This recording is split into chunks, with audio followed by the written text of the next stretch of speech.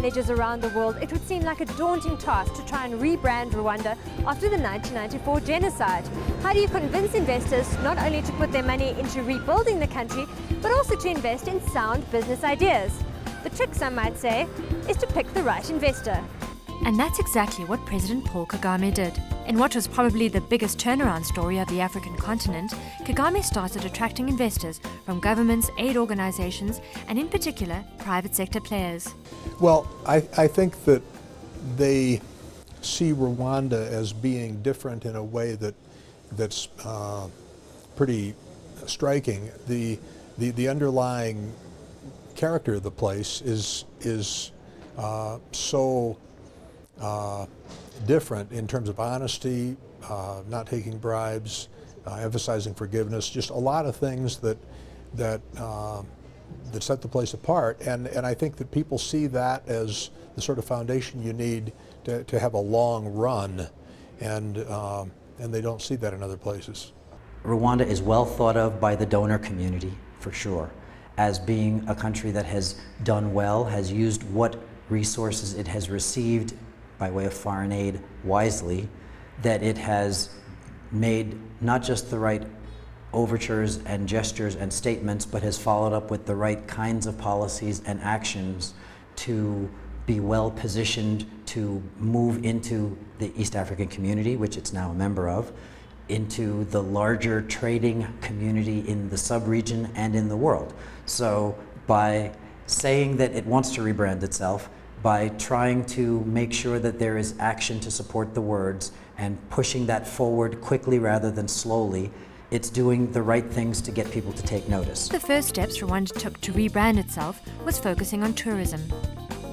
Rwanda is known as the land of 1,000 hills, and in those hills reside the rare mountain gorillas, who, to say the least, are so popular that now you need to book months in advance to see them.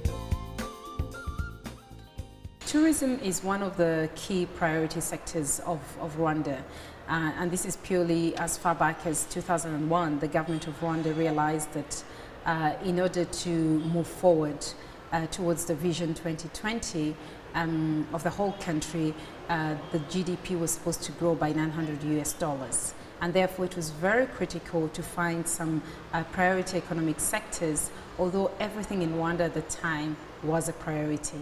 If you go back to our history, 1994, the genocide, we were going to use tourism as a tool for image building.